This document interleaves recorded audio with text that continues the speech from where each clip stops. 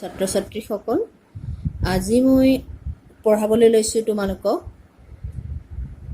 প্ৰথম চেপ্টাৰটো বাস্তৱ সংখ্যা ৰিয়েল নাম্বাৰছ। এতিয়া বাস্তৱ সংখ্যা বুলি ক'লে আমি কি বুজো? আমি সকলোৱে জানো যে স্বাভাৱিক সংখ্যা কোনবোৰ হয়। স্বাভাৱিক সংখ্যা নেচাৰেল নাম্বাৰছ, স্বাভাৱিক সংখ্যা নেচাৰেল নাম্বাৰছ কোনবিলাক হয়? 1ৰ পৰা ষ্টাৰ্ট কৰি আমি যিবিলাক গণনা কৰিবলৈ সংখ্যা ব্যৱহাৰ কৰোঁ সেইবিলাক হ'ল নেচাৰেল নাম্বাৰ, যাক nৰ জৰিয়তে বুজোৱা হয়। তাৰ মানে n is equal to the set 1, 2, 3। এইখিনি হ'ল স্বাভাৱিক সংখ্যা। তাৰ পাছত আমি স্বাভাৱিক সংখ্যা পঢ়াৰ পাছত আমি পঢ়িছিলোঁ অখণ্ড সংখ্যা বা পূৰ্ণ সংখ্যা। প্ৰথমতে পূৰ্ণ সংখ্যা পঢ়িছোঁ। স্বাভাৱিক সংখ্যাৰ পাছত আমি পঢ়িছোঁ পূৰ্ণ সংখ্যা। পূৰ্ণ সংখ্যা হোল নাম্বাৰছ। এতিয়া হোল নাম্বাৰছক ডব্লিউৰ দ্বাৰা বুজোৱা হ'ব। তাত কি হ'ব? 0ৰ পৰা আৰম্ভ হ'ব, 0ক ইনক্লুড কৰি বাকী সকলোবোৰ স্বাভাৱিক সংখ্যা এই ছেটটোত থাকিব। এই সকলোখিনি হ'ল পূৰ্ণ সংখ্যা। স্বাভাৱিক সংখ্যা 1ৰ পৰা ষ্টাৰ্ট হ'ব আৰু পূৰ্ণ সংখ্যা 0ক সামৰি সকলোবিলাক স্বাভাৱিক সংখ্যা থাকিব। তাৰ পাছত আহিলে অখণ্ড সংখ্যা ইণ্টিজাৰ্ছ। অখণ্ড সংখ্যা ইণ্টিজাৰ্ছ। ইণ্টিজাৰ্ছত কোনখিনি সোমাব? জেডৰ দ্বাৰা বুজোৱা হ'ব। তাত নিগেটিভ নাম্বাৰবিলাকো থাকিব। ধৰি লোৱা -4, -3, -2, -1, 0, 1, 2, 3 এইখিনি। এই গোটেই ছেটটো হ'ল অখণ্ড সংখ্যা ইণ্টিজাৰ্ছ। ইয়াত কি আছে? স্বাভাৱিক সংখ্যা আছে, পূৰ্ণ সংখ্যা আছে, লগতে নিগেটিভ নাম্বাৰখিনিও আছে।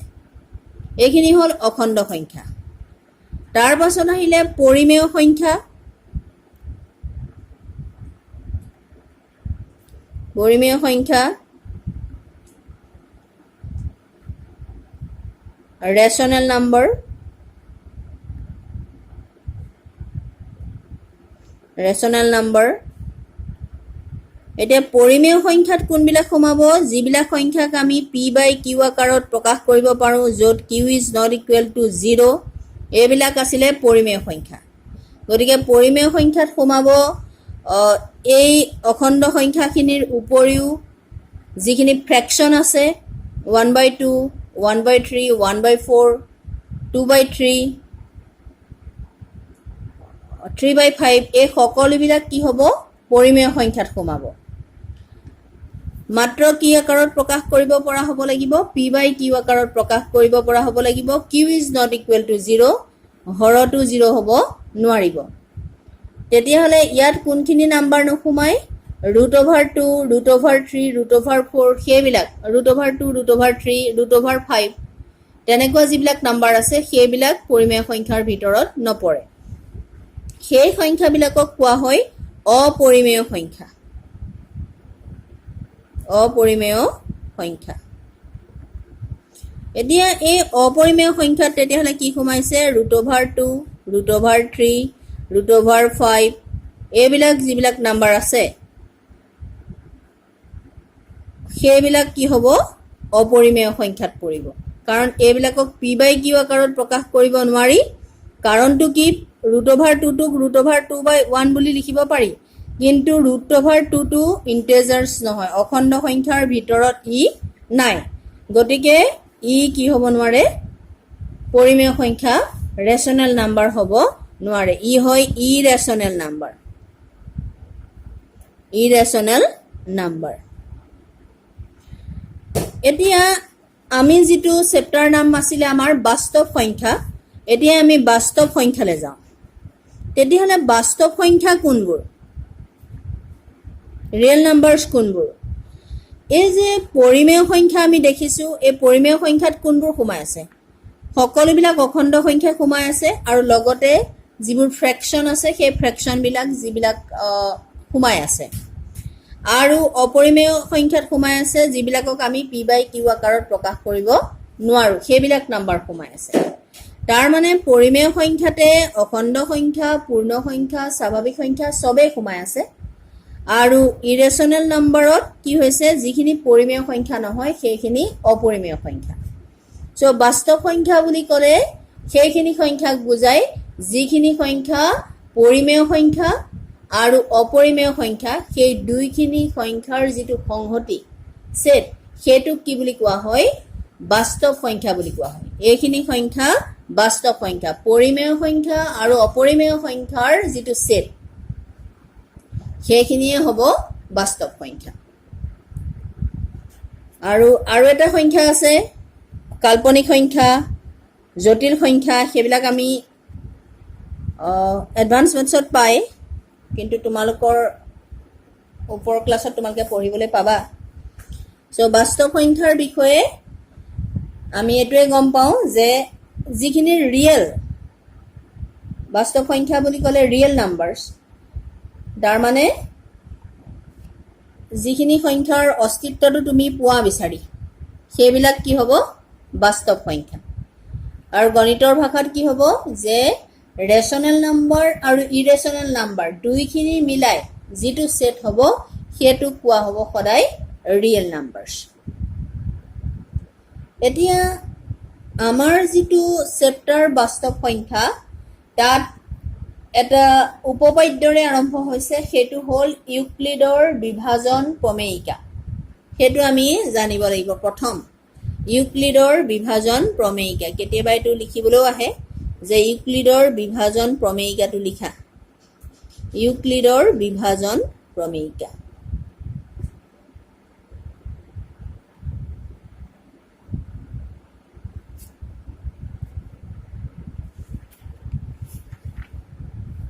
Euclid's division lemma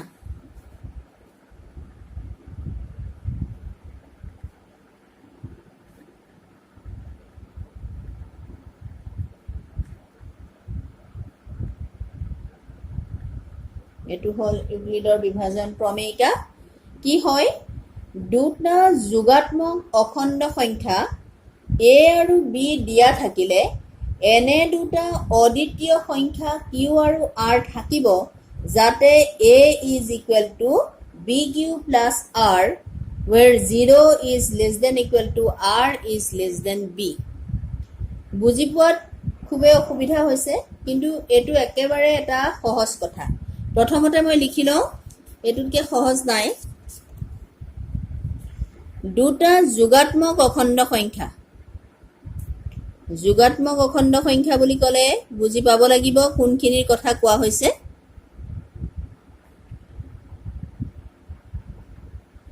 অখণ্ড সংখ্যা প্ৰথমতে মই লিখি লৈছো তাত কি হৈছে নিগেটিভ নাম্বাৰ খিনিও সোমাইছে 0 সোমাইছে 1 2 3 সব সোমাইছে তেতিয়াহ'লে যোগাত্মক এইখিনি হ'ল বিয়োগাত্মক অখণ্ড সংখ্যা 0 টো প্লাসও নহয় মাইনাসও নহয় বা 0 ক আমি প্লাসৰ ভিতৰতো ল'ব পাৰো মাইনাসৰ ভিতৰতো ল'ব পাৰো তাৰ পাছত 1 2 3 সেইখিনি হ'ল পজিটিভ নাম্বাৰ গতিকে এইখিনি সংখ্যাৰ কথা কোৱা হৈছে জেনাৰেলি 1 2 3 সেই নাম্বাৰখিনিৰ কথা কোৱা হৈছে 1 2 3 4 5 সেইখিনি কি হয় যোগাত্মক অখণ্ড সংখ্যা দুটা যোগাত্মক অখণ্ড সংখ্যা তাৰ পৰা লোৱা হৈছে দিয়া থাকিলে দুটা যোগাত্মক অখণ্ড সংখ্যা a আৰু b দিয়া থাকিলে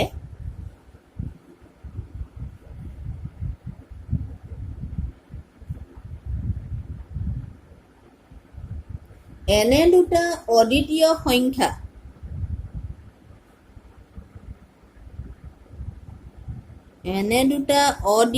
সংখ্যা অদ্বিতীয় মানে বেলেগ আৰু এটা থাকিব নোৱাৰে q আৰু r অদ্বিতীয় দ্বিতীয় আৰু নাই q আৰু r থাকিব যাতে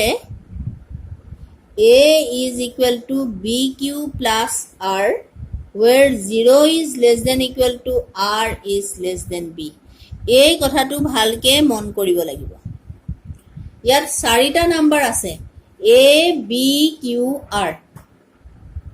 প্ৰথমতে কি কৈছে যে দুটা যোগাত্মক অখণ্ড সংখ্যা a আৰু b যদি a আৰু b দুটা যোগাত্মক অখণ্ড সংখ্যা দিয়া থাকে তেতিয়া হলে আৰু দুটা অদ্বিতীয় যোগাত্মক অখণ্ড সংখ্যা থাকিব সেই দুটা হল q আৰু r যাতে 0 is less than equal to r এটো less than equal symbol আছে r is less than b 0 is less than equal to r 0 r কে সৰু হ'ব বা 0 r is equal to 0 হ'ব পাৰিব কিন্তু r টো সদায় কি হ'ব লাগিব b কে সৰুৱে হ'ব r কেতিয়াও b ৰ সমান হ'ব নোৱাৰে r is strictly less than b সেইটো কথা ভালকে মনত ৰাখিবা এটো কি হয় আমি সৰুতেই এটা কথা পঢ়িছিলো সংখ্যাৰ ক্ষেত্ৰত যে ভাজ্য সমান ভাজক পূৰণ ভাগফল যোগ ভাগশেষ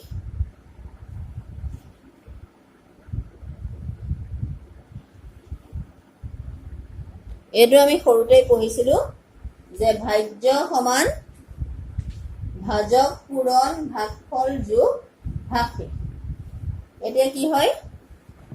ভাজ্য বুলি ক'লে কি হ'ব dividend is equal to divisor into quotient plus ভাগশেষটো হ'ল ৰিমাইন্ডাৰ এটো আমি সৰুতেই পঢ়িছিলো এতিয়া এই কথাটো একে হৈ আছে a মানে হ'ল ভাজ্য a হৰণ কৰিব a কিহেৰে হৰণ কৰিবা b ৰে হৰণ কৰিবা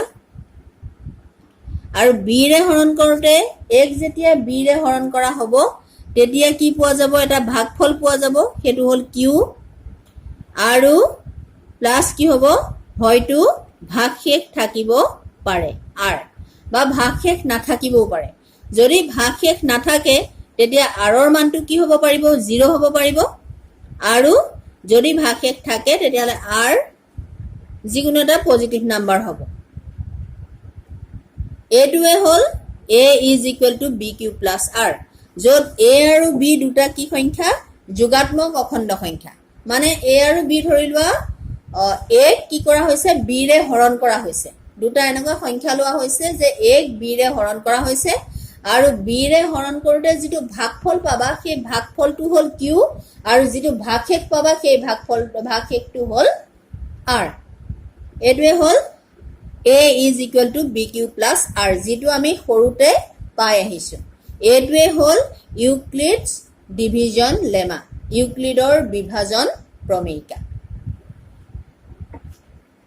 তাৰ মানে এনেকুৱা কথা ধৰি লোৱা দুটা নাম্বাৰ আমি লৈছো এটা হ'ল 15 আনটো হ'ল 4 ঠিক আছে এতিয়া যেহেতু 15 এ 4 ক ডিভাইড কৰিব নোৱাৰি আমি কি কৰিম সৰু সংখ্যাটো সদায় b লোৱা হয় আৰু ডাঙৰ সংখ্যাটো সদায় a লোৱা হয় সো ইয়াত b মানে হ'ল 4 আৰু a মানে হ'ল 15 এতিয়া যেতিয়া 4 এ 15 ক ডিভাইড কৰিলো কেবাৰ দিম 4 3 গুণ 12 তিনিবাৰ দিম আৰু বাকি ৰবগে কিমান 3 এই 3 টো হ'ল কোশেন্ট q আৰু a টো 3 টো হ'ল ৰিমাইন্ডাৰ r গতিকে ইয়াক আমি যেতিয়া a is equal to bq plus r ৰূপত লিখিম তেতিয়া কি হ'ব 15 is equal to 4 into 3 plus 3 এটো হ'ব এটোৱে হ'ল ইউক্লিডছ ডিভিজন লেমা ইউক্লিডৰ বিভাজন প্ৰমেয়িকা যেটো একেবাৰে সহজ কথা তাৰ পাছত ধৰি লোৱা দুটা নাম্বাৰ ললো এটা হ'ল 16 আনটো হ'ল 2 তেতিয়া কি হ'ব ইয়াটো a মানে 16 হ'ব b is equal to 2 হ'ব 2 ৰে যেতিয়া আমি 16 ক ডিভাইড কৰিম তেতিয়া কি হ'ব 2 8 jar 16 2 গুণ 16 বাকি থাকিলে কিমান 0 তেতিয়া হলে ইয়াত a ৰ জায়গাত আছে 16 b হ'ল 2 q হ'ল 8 আৰু ৰিমাইন্ডাৰ ইয়াত কিমান r is equal to 0 গতিকে কি হ'ব যে 16 is equal to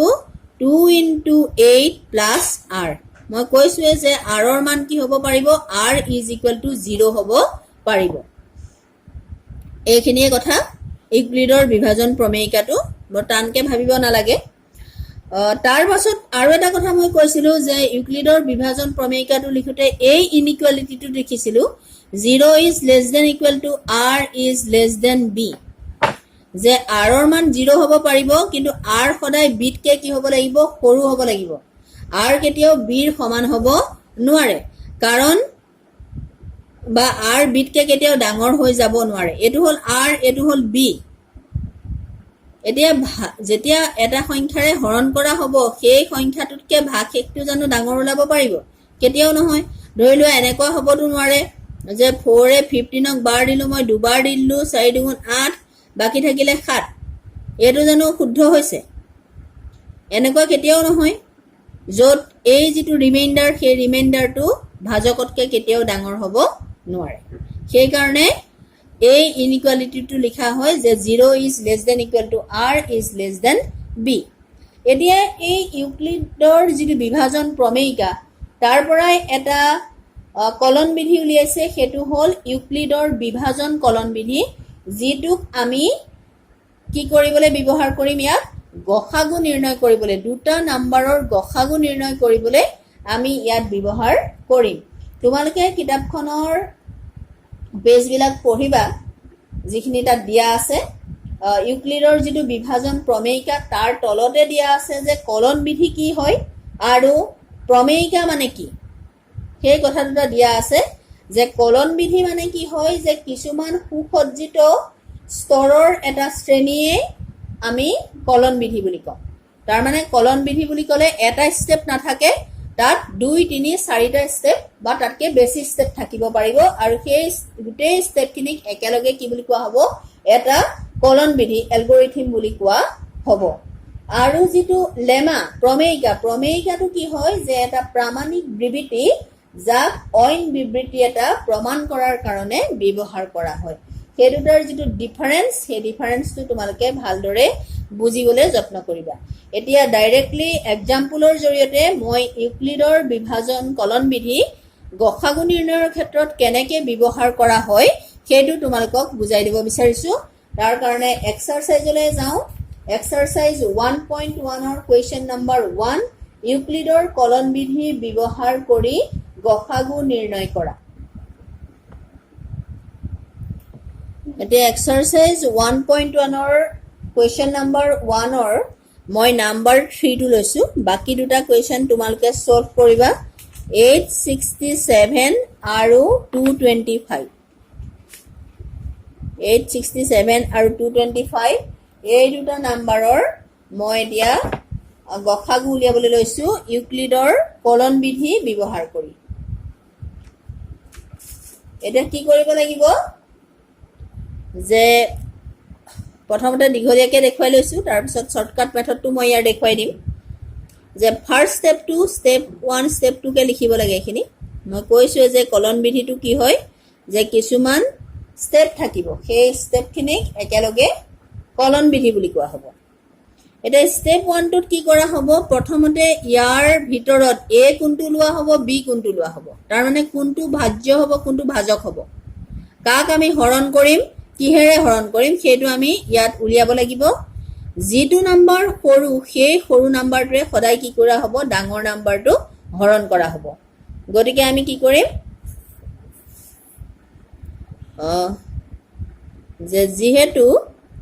867 is greater than 225 এটাকে 867 প্ৰত্যেকটো স্টেপতে এখিনি লিখি যাব নালাগে 867 আৰু 225 ৰ ওপৰত বিভাজন প্ৰমেয়িকা প্ৰয়োগ কৰি পাওঁ বিভাজন প্ৰমেয়িকা ইউক্লিডৰ বিভাজন প্ৰমেয়িকাটো প্ৰয়োগ কৰিছে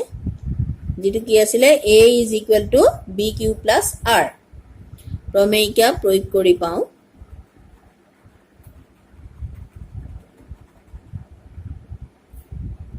এতিয়া মুখতে কৰাটো সম্ভৱ নহয় দাঁতিত হৰণ কৰি চাব লাগিব 225 এৰে কাক হৰণ কৰিব লাগিব 867 ক হৰণ কৰিব লাগিব এটা 225 এৰে যদি 867 ক হৰণ কৰিম 4 বাৰ দিলেটো 800 ইফালে 900 হৈ যাব গতিকে তিনিবাৰহে দিব পৰা যাব 3 5 15 5 কৰিবৰ 1 3 6 7 3 6 675 আৰু 5 গল থাকিল 2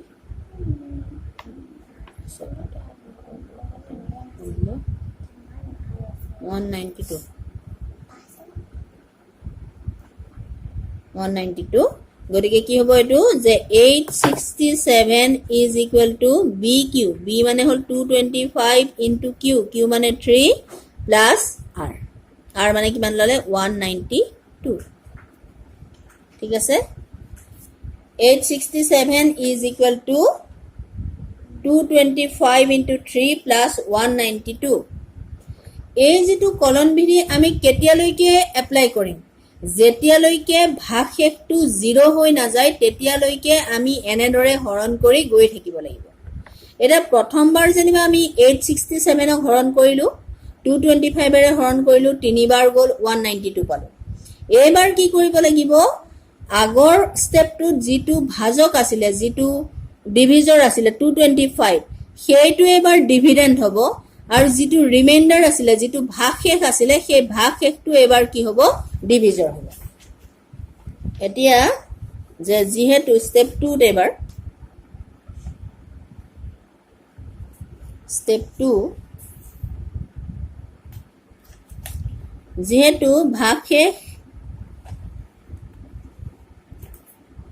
192 is not equal to 0 মই ইংলিশতো লিখি দিম এটাকে 225 আৰু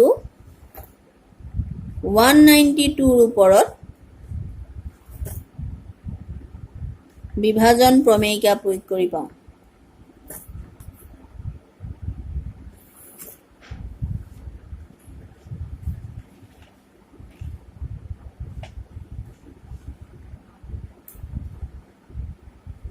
এবাৰ তেতিয়াহলে কি কৰিব লাগিব 222 5 আৰু 192 লব লাগিব 225 ক এবাৰ 192 ৰে হৰণ কৰিব লাগিব এবাৰে যাব 192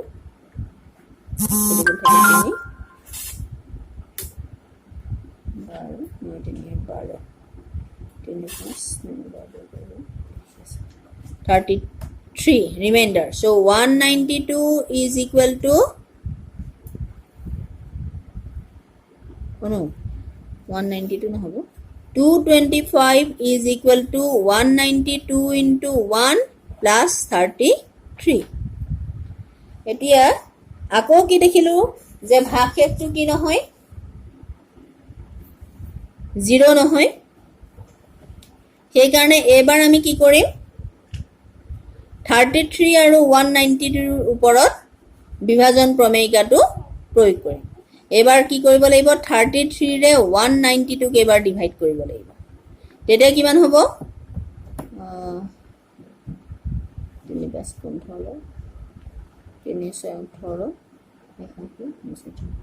5 বাৰে দিব লাগিব 5 3 15 5 কৰিবৰ 1 5 15 16 12 5 7 12 2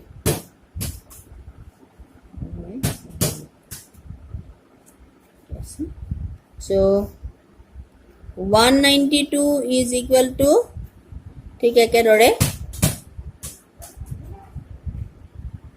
একেদৰে 192 is equal to 33 into 5 plus 27 আকৌ এবাৰ কি হ'ব 27 এ 33 কে এবাৰ ডিভাইড কৰিব লাগিব এই দুটাৰ ওপৰত এপ্লাই হ'ব এবাৰ দিলু 27 6 so 33 is equal to 27 into 1 plus 6 এবাৰ 6 আৰু 27 ৰ লগত হ'ব 6 এ 27 ক দিলু 6 4 24 তিনি বাকি থাকিলে so কিমান হলগে 27 is equal to 6 into 4 plus 3 তাৰ পাছত এবাৰ 3 এ আমি কি কৰিলো 6 ক কৰিলো 3 দুগুণ 6 0 হলগে 6 is equal to 3 into 2 plus 0 ঠিক আছে এতিয়া যেহেতু ভাগশেষটো 0 হৈ গল ভাগশেষ আমি কি পালোগে 0 পালোগে গতিকে আমাৰ যেটো কলন বিধি আছিলে সেইখিনি ইমানতে শেষ হ'ব আৰু ভাগশেষ কিমান হ'ব ভাগশেষটো কি হ'ব যেহেতু এবাৰ যেতিয়া ভাগশেষ 0 হৈছিলে সেইবাৰ ভাজক কিমান হৈছিলে 3 হৈছিলে ভাগশেষ 0 হতে ভাজক 3 আছিলে গতিকে শেষৰ যেটো ভাগশেষ শেষৰ যেটো ভাজক সেই ভাজকটোকে কি বুলি কোৱা হয় গসাগু বুলি কোৱা হ'ব হলে বা আমি এনেকেও ক'ব পাৰো যে অন্তিম অশূন্য ভাগশেষ যেটো হয় সেইটোকে গসাগু বুলি কয় ডেফিনেশন মতে এটো হে যে যেটো অন্তিম অশূন্য ভাগশেষ এটো লাস্ট ভাগশেষ 0 হোৱাৰ আগৰ ভাগশেষটো কি 3 গতিকে গসাগু কিমান হ'ব 3 হ'ব আৰু এই ভাগশেষটোৱে যেটো শেষৰ বাৰ কি হৈছে ভাজক হৈছে হি গতিকে 3 এ ইয়াৰ গসাগু হ'ব এটো লিখিব পাৰো যে শেষৰ বাৰৰ ভাজক 3 গতিকে গসাগু 3 আৰু নতুবা এনেকেও লিখিব পাৰো যে অন্তিম অশূন্য ভাগশেষ 3 গতিকে গসাগু 3 দুইটাই হ'ব আনসাৰ যে যেহেতু শেষৰ পৰ্যায়ত শেষৰ বাৰত ভাজক কিমান হৈছে শেষৰ বাৰত ভাজক 3 এতেকে 867,225 ৰ গসাগু কিমান হ'ব গসাগু 3 এটোৱে হ'ল ইয়াৰ আনসাৰ কেতিয়ালৈকে আমি হৰণ প্ৰক্ৰিয়াটো আগবঢ়াই নিব লাগিব হৰণ প্ৰক্ৰিয়াটো তেতিয়ালৈকে আগবঢ়াই নিব লাগিব যেতিয়ালৈকে আমি ভাগশেষ 0 নাপাওঁ এটোৱে হ'ল ইউক্লিডৰ বিভাজন কলন বিধি প্ৰয়োগ কৰি গসাগু নিৰ্ণয় কৰাৰ প্ৰচিডিউৰ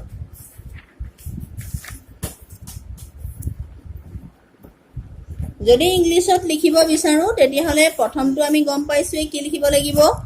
যে since 867 is greater than 225 so applying Euclid's division lemma